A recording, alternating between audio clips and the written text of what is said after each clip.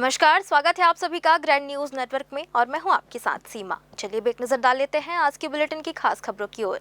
खबरों में आगे बढ़ने से पहले एक नजर आज की हेडलाइंस पर।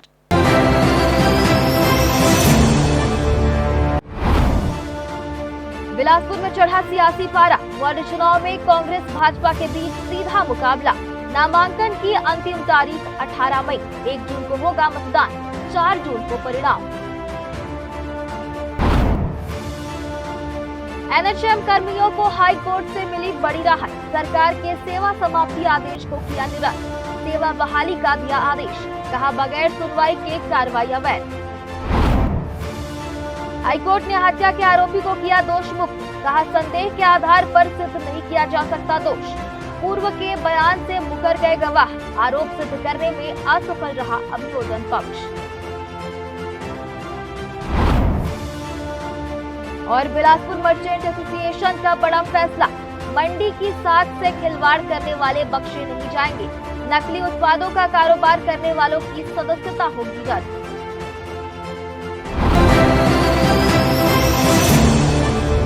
ये थी हेडलाइंस और अब खबरें विस्तार से।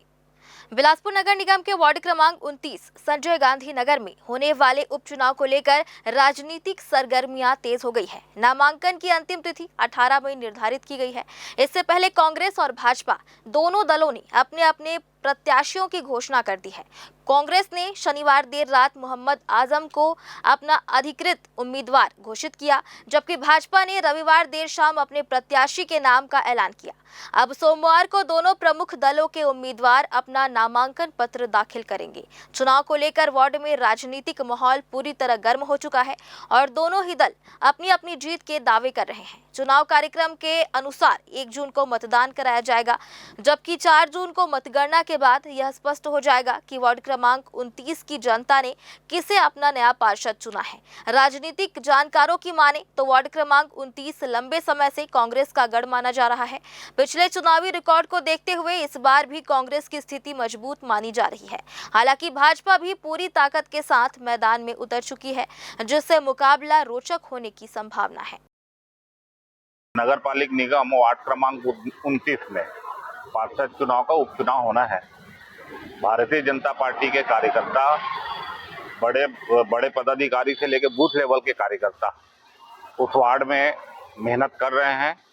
एक सामंजस्य बनाकर आपस में राय मशवरा तय कर कुछ प्रत्याशियों ने वहां से चुनाव लड़ने के लिए अपनी उम्मीदवारी पार्टी के सामने पेश की है, जिसे हमारे कोर ग्रुप के नेता हैं प्रदेश को अवगत करा दिया गया है। जो प्रत्याशी वहां से चुनाव लड़ना चाहते हैं, संभावित प्रत्याशी, आज शाम 7 बजे तक हम प्रत्याशियों की घोषणा कर देंगे। प्रदेश से जो भी नाम तय होगा, उसमें जो भी मोहर लगेगी नाम, उसमें सभी पार्टी के कार्यकर्ता जी जान लगाकर मेहनत करेंगे, क्योंकि उस वार्ड में अभी तक हमें सफलता नहीं मिली है।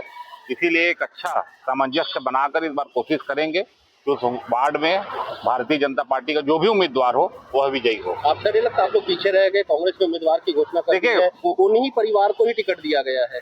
देखिए, कांग्रेस पार्टी तो शुरू से ही परिवारवाद पार्टी रही है और भारतीय जनता पार्टी कार्यकर्ता आधारित पार्टी रही है।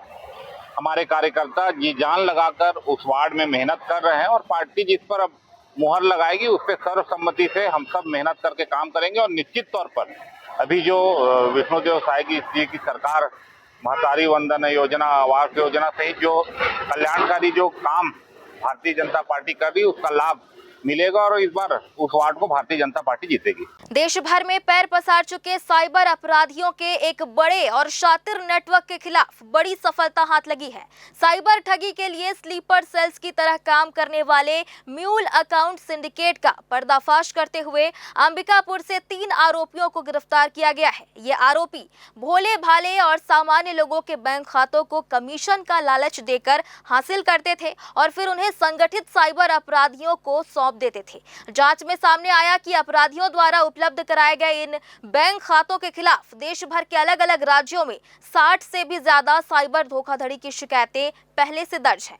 मामले में आरोपियों को हिरासत में लेकर आगे की कार्रवाई की जा रही है। आइए देखते हैं क्या है पूरा माजरा। इस पूरे मामले का खुलासा पहले से पकड़े गए एक अन्य आरोपी के मोबाइल फोन से मिले डिजिटल सबूतों और तकनीकी इनपुट के आधार पर हुआ है। जांच के दौरान ये चौंकाने वाली सच्चाई सामने आई कि पकड़े गए तीनों आरोपी व्हाट्सएप और मोबाइल कॉल के जरिए एक दूसरे से जुड़े थे और लगातार विभिन्न व्यक्तियों के बैंक खातों की गोपनीय जानकारियां आपस में साझा कर रहे थे। ये गिरोह बेहद शातिर तरीके से एक पूरा म्यूल अकाउंट नेटवर्क चला रहा था। इन खातों का मुख्य उद्देश्य साइबर ठगी के जरिए कमाए गए काले धन को मंगवाना, उसे अलग अलग खातों में ट्रांसफर करना और फिर सुरक्षित तरीके से निकालना था। कमीशन के इस खेल के जरिए करोड़ों रुपए की धोखाधड़ी की राशि को देश भर में इतनी तेजी से घुमाया जाता था कि असली अपराधियों तक पहुंचना बेहद मुश्किल हो जाता था। पकड़े गए तीनों आरोपियों की पहचान नवनीत मिश्रा उर्फ विक्की पंडित, ऋषभ साहू और राजा घरानी के रूप में हुई है, जो अंबिकापुर के अलग अलग इलाकों में रहने वाले हैं और इनकी उम्र 19 से 24 वर्ष के बीच है।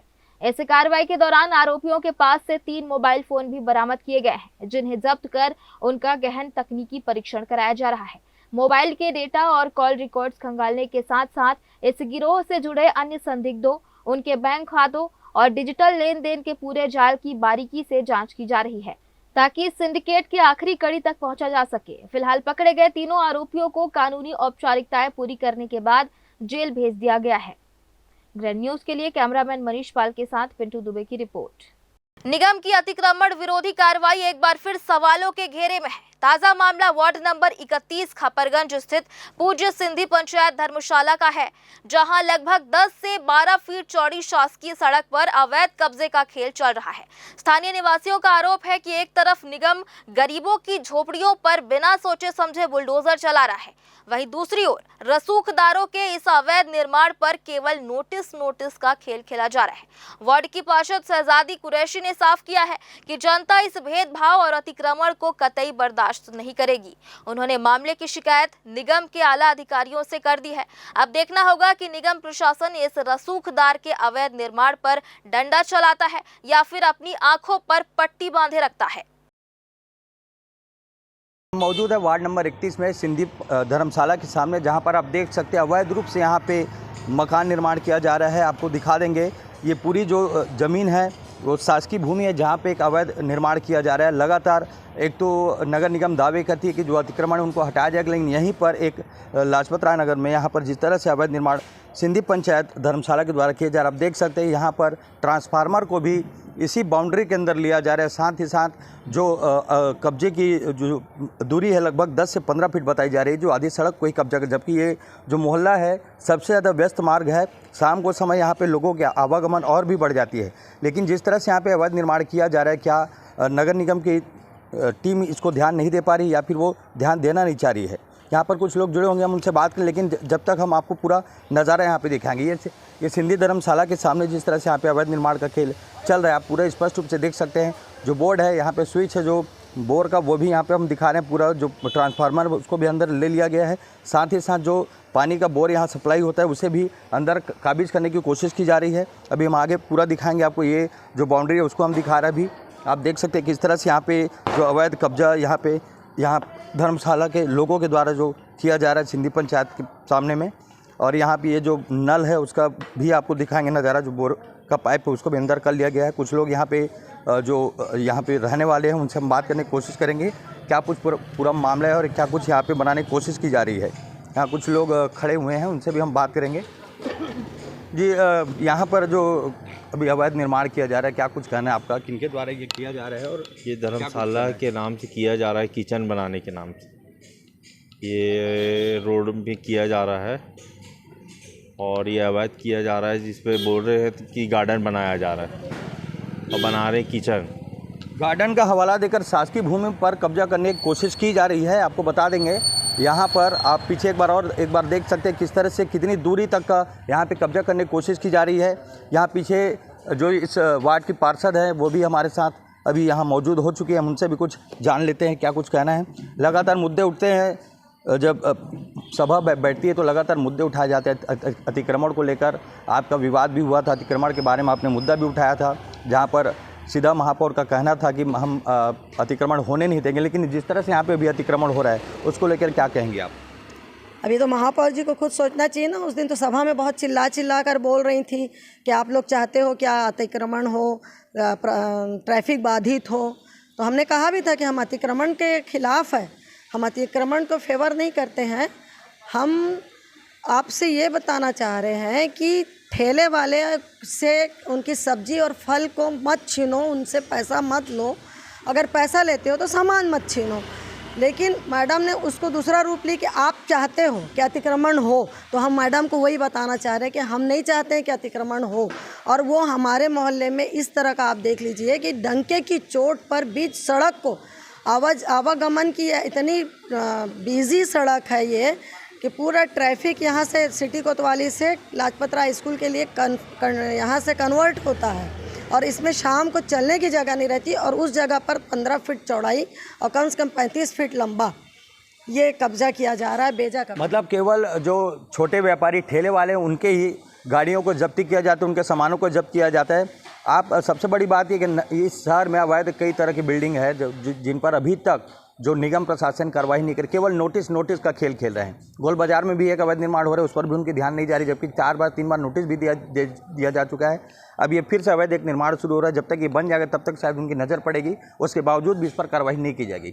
आपने भी देखा होगा कि ऐसी जगह। मैं आपसे के माध्यम से अधिकारियों से और महापौर मैडम से पूछना चाहती हूँ कि जो लोग बेजा कब्जा करते हैं वो नोटिस दे के बेजा कब्जा करते हैं क्या? तो आप अपना उस बेजा कब्जा को खाली कराने के लिए नोटिस क्यों देते हैं?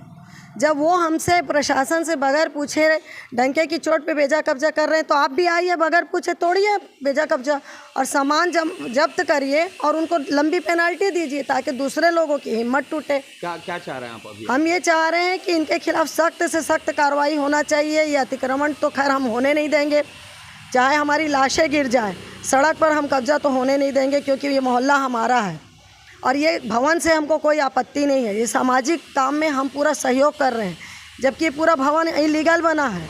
ये भवन का नक्शा किसने पास किया, इसके पेपर कहाँ है? पीछे जाकर देखिए, पीछे भी इन लोगों ने 10-12 फुट बढ़ा के बनाया है, लेकिन हमने कभी उस पर विरोध नहीं किया। लेकिन आप सड़क पर आप कब्जा करोगे तो ये तो नहीं चलेगा ना।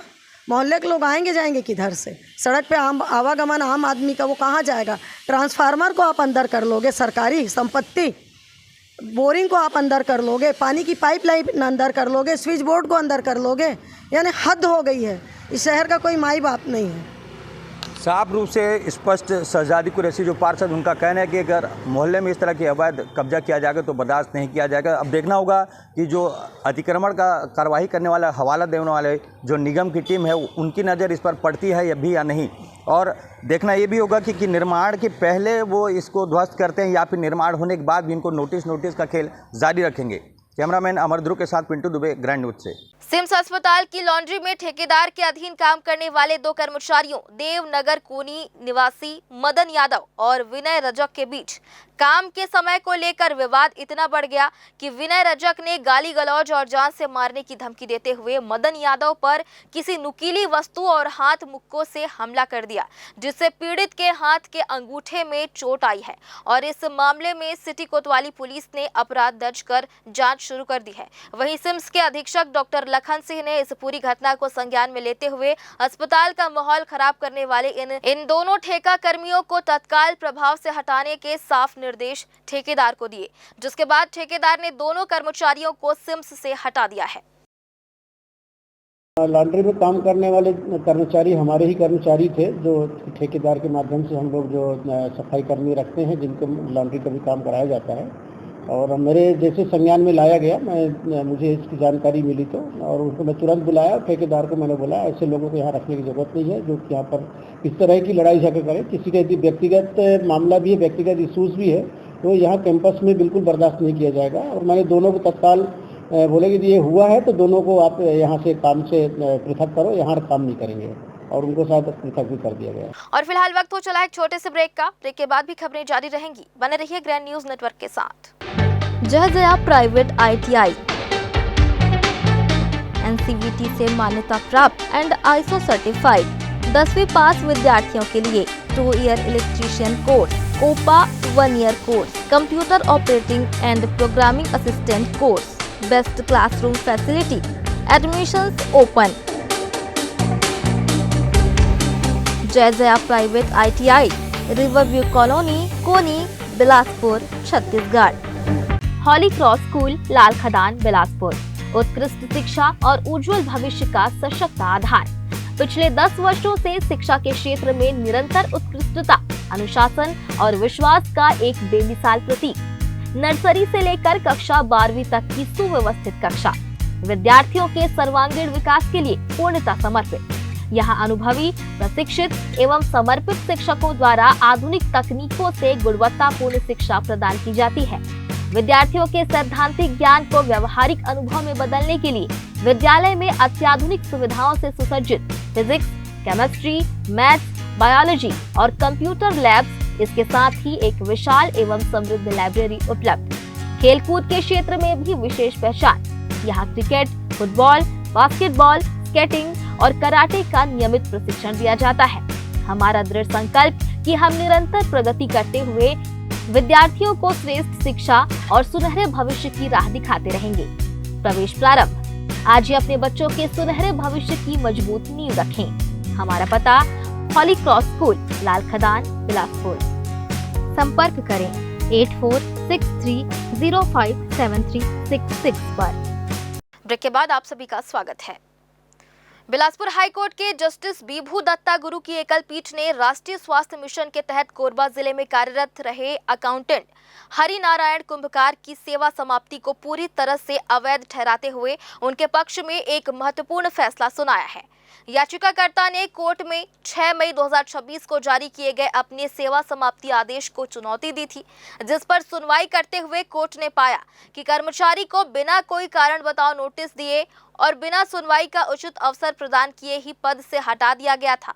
याचिकाकर्ता के अधिवक्ता श्रीकांत कौशिक ने कोर्ट के सामने यह दलील पेश की कि यह पूरी कार्रवाई प्राकृतिक न्याय के स्थापित सिद्धांतों और NHM की ह्यूमन रिसोर्स पॉलिसी 2018 के क्लॉज 34.2 के पूरी तरह खिलाफ है, जो असंतोषजनक कार्य के आधार पर भी हटाने से पहले प्रभावी सुनवाई की अनिवार्य वकालत करता है। हालांकि राज्य शासन और NHM के वकीलों ने दावा किया कि कर्मचारी को सुधार के मौके दिए गए थे, लेकिन अदालत ने रिकॉर्ड के परीक्षण के बाद माना कि तय कानूनी प्रक्रिया का पालन नहीं किया गया है, जिसके कारण यह बर्खास्तगी कानूनन टिकने योग्य नहीं है। अंततः हाईकोर्ट ने 6 मई 2026 के उस विवादित आदेश को निरस्त करते हुए याचिका को स्वीकार कर लिया। साथ ही विभाग को यह स्वतंत्रता भी दी कि वे चाहे तो कानून के दायरे में रहकर और उचित कानूनी प्रक्रिया अपनाकर भविष्य में दोबारा नियमानुसार कार्रवाई कर सकते हैं। छत्तीसगढ़ हाईकोर्ट के माननीय न्यायमूर्ति श्री A.K. प्रसाद की एकल पीठ ने संतोष सिन्हा बनाम छत्तीसगढ़ राज्य ग्रामीण बैंक प्रकरण में अनुकंपा नियुक्ति को लेकर एक बेहद महत्वपूर्ण और नजीर बनने वाला फैसला सुनाया है, जिसमें न्यायालय ने साफ किया कि किसी कर्मचारी की मृत्यु के बाद उसके आश्रित द्वारा समय पर आवेदन किए जाने के बावजूद केवल रिक्त पद उपलब्ध नहीं है का प्रशासनिक बहाना बनाकर उसे नौकरी देने से इनकार नहीं किया जा सकता। इस मामले में याचिकाकर्ता के पिता बैंक में ऑफिस अटेंडेंट के पद पर कार्यरत थे, जिनकी सेवा के दौरान मृत्यु होने के बाद मात्र 2 महीने के भीतर ही याचिकाकर्ता ने अनुकंपा नियुक्ति के लिए आवेदन कर दिया था, लेकिन बैंक ने बरसों तक मामले को लंबित रखने के बाद रिक्ति न होने का तर्क देकर इसे खारिज कर दिया था। याचिकाकर्ता की ओर से अधिवक्ता अनादि शर्मा ने प्रभावी पैरवी करते हुए न्यायालय को अवगत कराया कि पिता की असमय मृत्यु से परिवार गहरे आर्थिक संकट में आ गया है और बैंक ने अपनी ही सहानुभूतिपूर्ण नीति के विपरीत जाकर तकनीकी आधारों पर आवेदन निरस्त किया, जबकि समान परिस्थिति वाले अन्य अभ्यर्थियों को नियुक्तियां दी गई।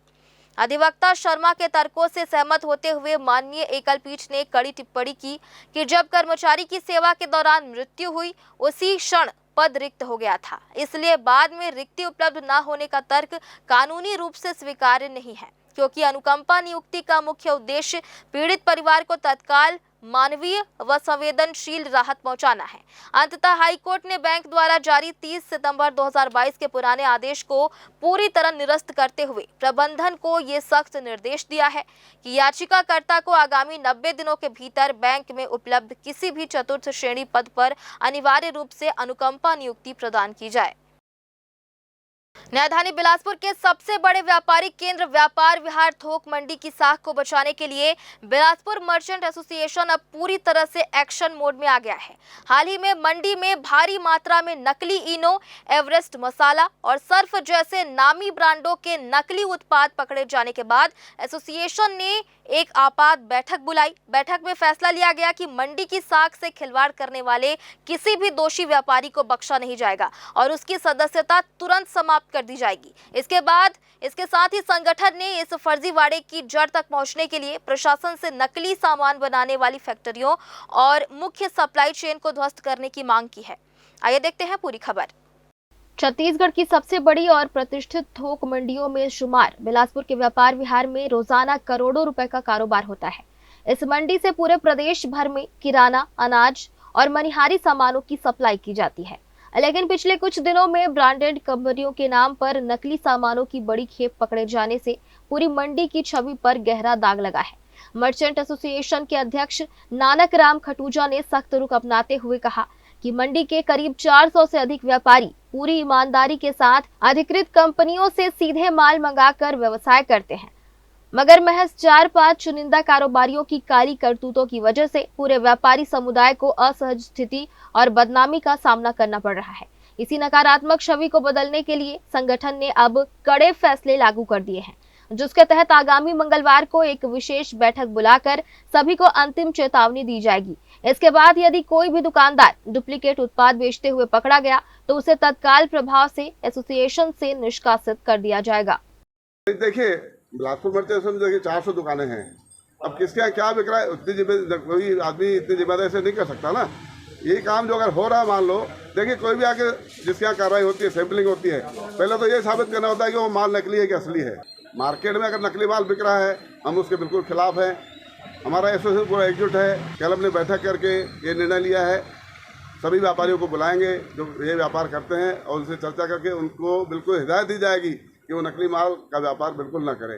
अगर वो नहीं मानते हैं तो हम उनकी सदस्यता उनसे निलंबित करेंगे और उनका जो यहाँ से लोडिंग अनलोडिंग, देखिए कानून तो हमारे हाथ में है नहीं, हम तो भाईचारे का, जो हमारे व्यापारी जितने हमारे भाई हैं, हम उनको बुला के ये निवेदन कर सकते हैं और जो हमारे बस में है हम उनकी लोडिंग अनलोडिंग बंद करवा देंगे और उनकी हम सदस्यता हटा सकते हैं यहाँ से, वो हमारे मेंबर ही नहीं रहेंगे और शासन कार्रवाई करें तो शासन के साथ में खड़े हैं। यह व्यापार यार में विगत कुछ दिनों से चल रहा है, मीडिया के द्वारा हमको भी जानकारियाँ मिलती है। कुछ व्यापार यार में कुछ व्यापारी वर्ग नकली सामान का व्यवसाय करते हैं, जिसमें 2-4 आइटम आप ही के द्वारा जानकारी मिली कि सर्फ एक्सेल था, इनो था, या चाय पत्ती थी, या सिगरेट थे। इससे व्यापार यार की बदनामी हो रही थी, तो एसोसिएशन ने निर्णय लिया है कि आज के बाद व्यापार यार में कोई भी ऐसा व्यापारी जो गलत काम कर रहा है या गलत चीज़ बेच रहा है उसको सदस्यता से निलंबित किया जाएगा, उसकी लोडिंग अनलोडिंग बंद कर दी जाएगी।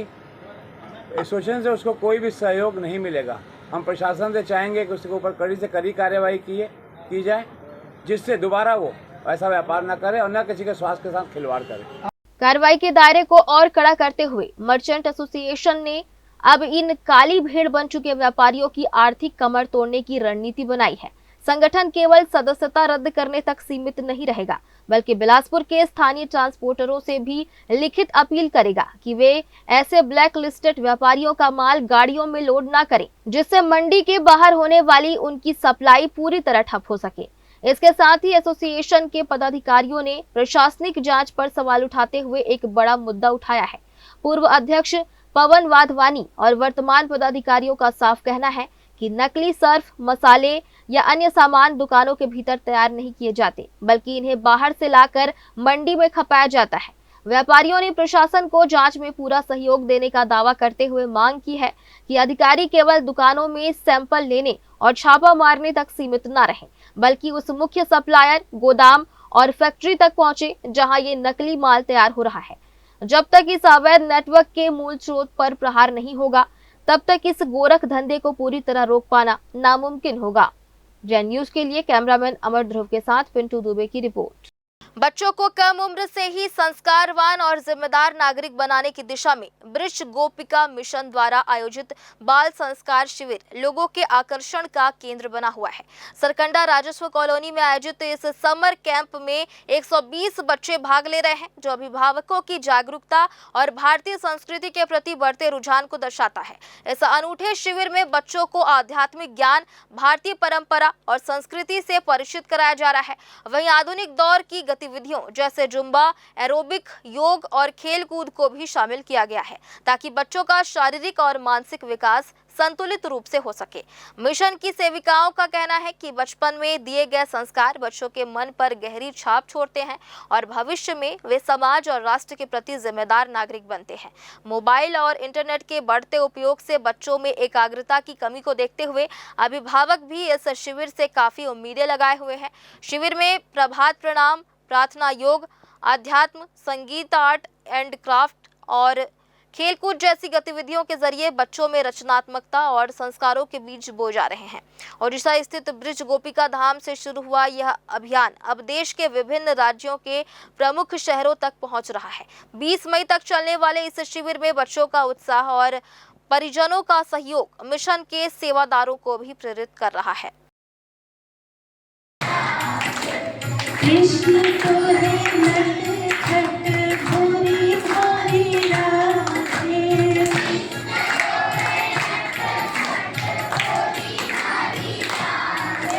बिलासपुर के बिल्हा क्षेत्र में चलती गाड़ियों पर ईंट पत्थर फेंककर दुर्घटना कारित करने वाले 2 शातिर आरोपियों को गिरफ्तार कर न्यायिक रिमांड पर जेल भेज दिया गया है। मामले के अनुसार गत 20 अप्रैल को ग्राम झाल और बरतोरी के पास मेन रोड पर अज्ञात तत्वों ने एक ट्रक, मेटाडोर और स्कॉर्पियो वाहन पर अचानक ईंटें फेंक दी थी, जिससे वाहन अनियंत्रित होकर सड़क किनारे जा गिरे और उसमें बैठे लोग गंभीर रूप से घायल हो गए थे। इस सनसनीखेज घटना के बाद करीब 40-50 सीसीटीवी फुटेजों की बारीकी से जांच की गई, जिसके आधार पर मोटरसाइकिल सवार 2 संदेही युवकों नयापारा निवासी 21 वर्षीय पंकज कुमार और कोहरौदा निवासी 30 वर्षीय मोहन निषाद को हिरासत में लिया गया। पूछताछ में दोनों ने वाहनों पर पथराव करने की बात स्वीकार कर ली, जिसके बाद उनके पास से घटना में इस्तेमाल की गई मोटरसाइकिल, ईंट और पत्थर जब्त कर उन्हें सलाखों के पीछे भेज दिया है। और फिलहाल आज की इस बुलेटिन में बस इतना ही। आगे भी खबरें जारी रहेंगी। बने रहिए ग्रैंड न्यूज़ नेटवर्क के साथ।